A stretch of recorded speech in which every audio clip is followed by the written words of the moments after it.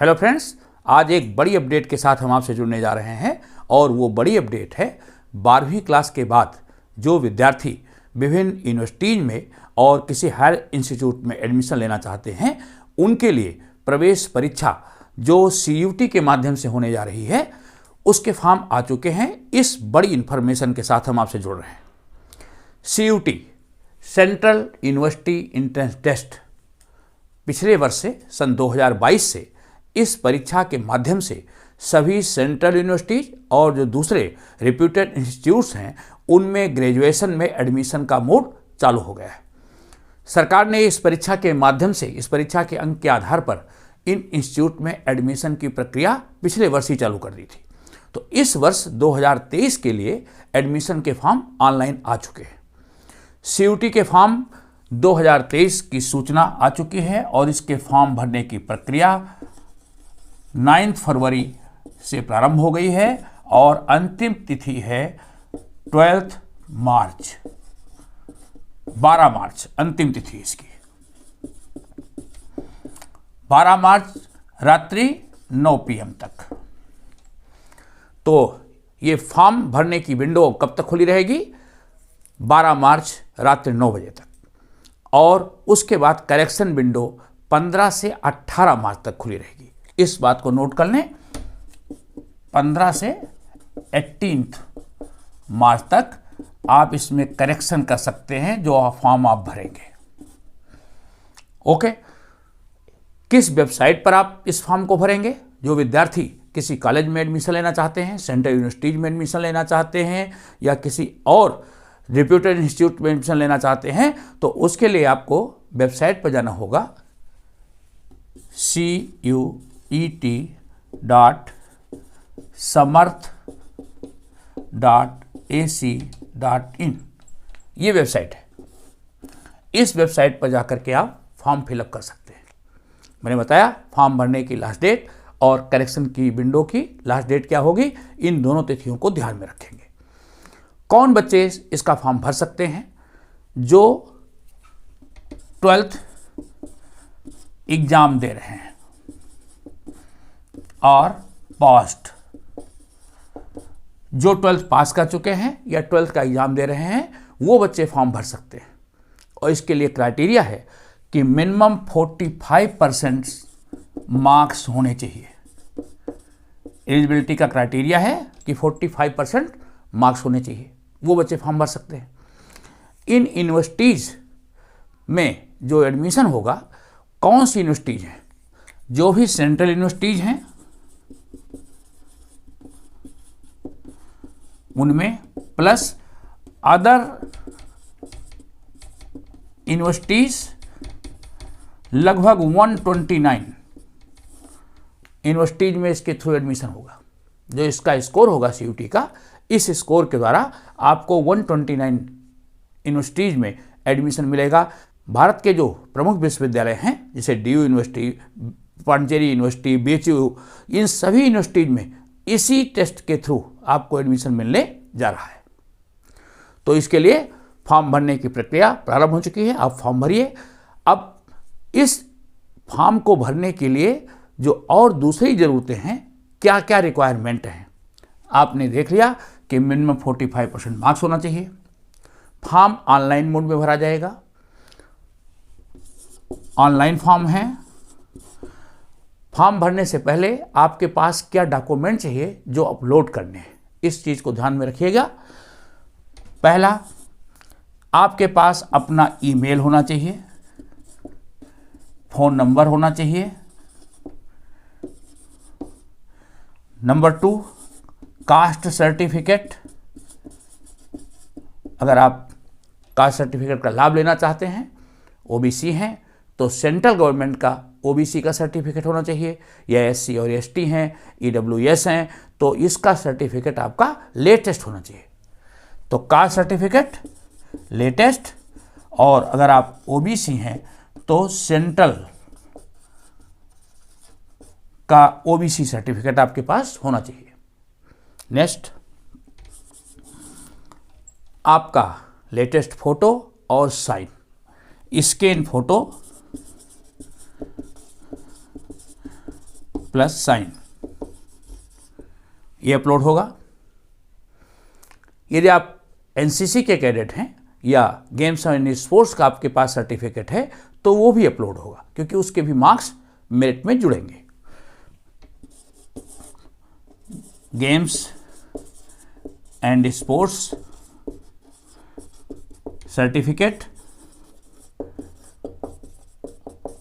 या एनसीसी के सर्टिफिकेट, ये आपको अपलोड करने हैं, तो इन्हें आप तैयार रखेंगे। सीयूटी की साइट पर जाकर के आपको लॉगिन करना है, रजिस्ट्रेशन होगा। रजिस्ट्रेशन होने के बाद आप फॉर्म को फिलअप करेंगे और इन डॉक्यूमेंट को अपलोड करेंगे। ओके, ये तो प्रक्रिया हो गई फॉर्म भरने की। लेकिन फॉर्म भरने में आपको परीक्षा के लिए किन विषयों का चुनाव है, सबसे ज़्यादा दुविधा वाला प्रश्न यही है। बहुत से विद्यार्थियों की क्वेरी जाती हैं कि सर फॉर्म को कैसे भरना है। एक्चुअली सीयूटी की जो टेस्ट की प्रक्रिया है उसके 3 स्लॉट हैं और उन 3 स्लॉट में 4 सेक्शन है। इस बात को समझिएगा। जो हम फॉर्म फिलअप करेंगे इसका सेक्शन 1A लैंग्वेज का है, जिसमें 13 लैंग्वेज है। ओके, इन 13 लैंग्वेज में से आपको लैंग्वेज चुनना है और इस सेक्शन में से आप कम से कम एक, अधिक से अधिक 2 लैंग्वेज चुन सकते हैं। तो यहां पर 1 से 2 लैंग्वेज चुन सकते हैं आप 12वीं क्लास में जो लैंग्वेज पढ़ रहे हैं उसमें से हमारी राय यह है कि कम से कम 2 लैंग्वेज, खास करके उत्तर भारत के लोग जैसे हैं तो हिंदी और अंग्रेजी, उनका चुनाव कर सकते हैं। और इस सेक्शन में जो आप लैंग्वेज चुन रहे हैं उसमें वही प्रश्न पूछे जाते हैं, जैसे हिंदी में गद्यांश है, समानार्थी है, अनेकार्थी है, कुछ ऐसे वर्ड लाइन सेंटेंसेज हैं, इस प्रकार के क्वेश्चन। इंग्लिश में आपके इडियम एंड फ्रेजेज हैं, पैराग्राफ बेस्ड क्वेश्चन हैं, एंटोनिमस, सिनोनिमस, इस प्रकार के क्वेश्चन पूछे जाते हैं। तो आपको भाषा का ज्ञान होना चाहिए, केवल इसका टेस्ट होता है। तो इस सेक्शन में से आप 2 विषय को चुनेंगे, 2 लैंग्वेज को चुनेंगे। नंबर 2 सेक्शन 1B, इसमें 20 लैंग्वेज है।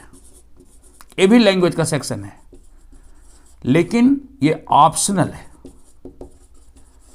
और इसमें यदि आप फॉरेन लैंग्वेज चुनना चाहते हैं तो इसमें से चुने, अदरवाइज आप इसको छोड़ सकते हैं। ये ऑप्शनल सेक्शन है। तो उत्तर भारत के लोग, खास करके जो विद्यार्थी हैं, वो पहले सेक्शन में से 2 लैंग्वेज चुन लें, सेक्शन 1B को आप छोड़ सकते हैं। उसके बाद सेक्शन 2 में 27 डोमेन सब्जेक्ट है।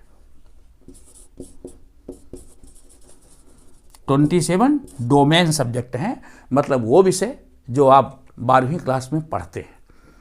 आप साइंस के विद्यार्थी हैं तो फिजिक्स, बायोकेमिस्ट्री, मैथ्स, या आर्ट्स के विद्यार्थी हैं तो history, political science, economics, Hindi, English, इनको पढ़ते हैं, या कॉमर्स के विद्यार्थी हैं तो जो कॉमर्स के सब्जेक्ट हैं, अकाउंटेंसी आदि। इस प्रकार के 27 डोमेन सब्जेक्ट हैं।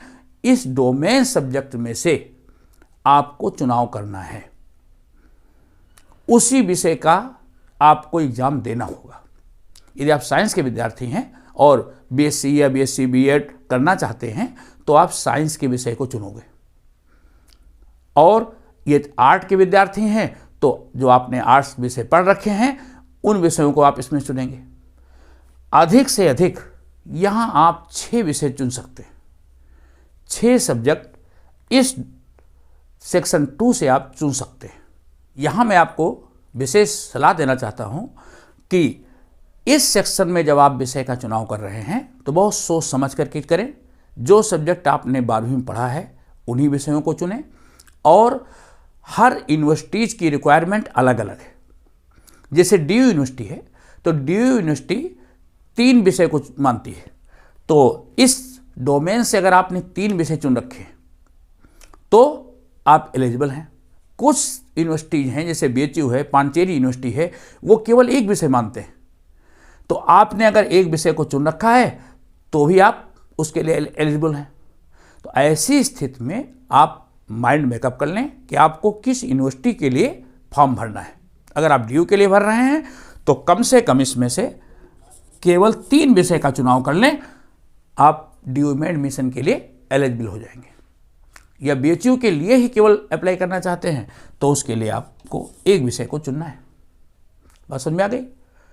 तो लैंग्वेज में आपने 2 चुने, सेक्शन 2 में आपने 3 सब्जेक्ट चुन लिए, कुल मिलाकर के 5 सब्जेक्ट हो गए। और इसी प्रकार सेक्शन थर्ड जनरल स्टडीज का है, उसमें करंट GK GS से संबंधित क्वेश्चन पूछे जाते हैं। कुछ यूनिवर्सिटीज में ये अनिवार्य है और कुछ यूनिवर्सिटीज में अनिवार्य नहीं है, लेकिन आप इसको अगर चुन लेते हैं तो आप सभी यूनिवर्सिटीज के लिए एलिजिबल हो जाते हैं। तो जनरल स्टडीज का एक पेपर जो है उसको आप चुन सकते हैं। तो इस तरह 2 सब्जेक्ट लैंग्वेज के, 3 सब्जेक्ट डोमेन का, 1 GS का। तो इस प्रकार से 6 सब्जेक्ट को आपको तैयार करना है और इसकी परीक्षा देनी है। परीक्षा का जो स्तर है वो 12th क्लास की NCERT बुक्स का ही है। अगर आपने NCERT बुक्स को अच्छे से तैयार कर रखा है तो वो सफिशिएंट है, उसको अच्छे से तैयार करेंगे। GS के लिए करंट GS आपको पढ़नी पड़ेगी।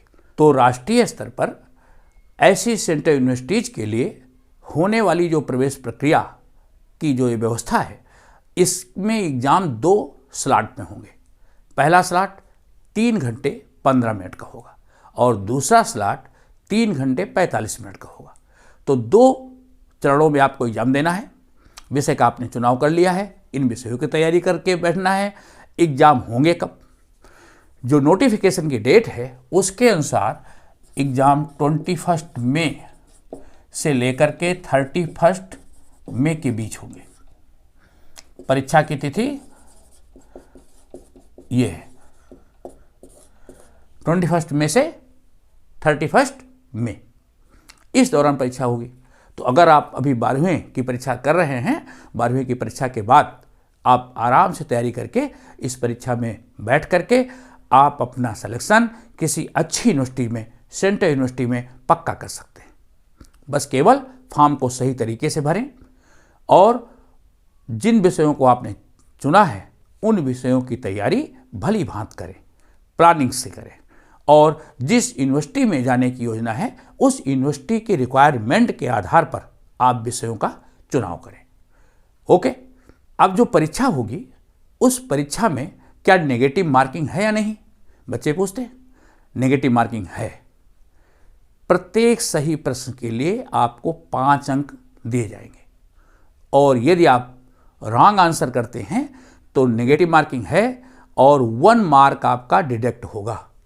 प्रत्येक गलत प्रश्न के लिए 1 अंक आपका काटा जाएगा। तो बच्चों, हमारी ढेर सारी शुभकामनाएं आपके लिए। अच्छी सेंट्रल यूनिवर्सिटीज में एडमिशन के लिए, अच्छे कॉलेज में एडमिशन के लिए आप प्रवेश प्रक्रिया के फॉर्म भरना सुनिश्चित करें। यदि आपको किसी प्रकार का कोई संदेह होता है, अपनी शंका का समाधान हमारी वेबसाइट के ऊपर या हमारे सोशल अकाउंट के माध्यम से कर सकते हैं। एक चीज़ मैं आपको यहाँ और स्पष्ट करना चाहता हूँ कि जो ये परीक्षा होगी वो परीक्षा का माध्यम क्या होगा। बच्चे क्या सारे इंग्लिश मीडियम में परीक्षा देंगे? सुनिए, पहली बात तो परीक्षा ऑनलाइन मोड में होगी, कंप्यूटर बेस्ड टेस्ट होगा। और दूसरी बात, परीक्षा के लिए 13 भाषाएं हैं। इन 13 भाषाओं में परीक्षा होगी।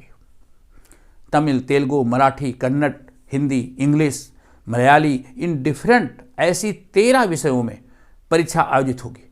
तो लोग अपने रीजनल लैंग्वेज में भी इस परीक्षा को दे सकते हैं, बशर्ते ये परीक्षा कंप्यूटर बेस्ड टेस्ट होगा और 21 से लेकर के 31 मई के बीच आपके उन सेंटर्स पर आपको परीक्षा देनी होगी।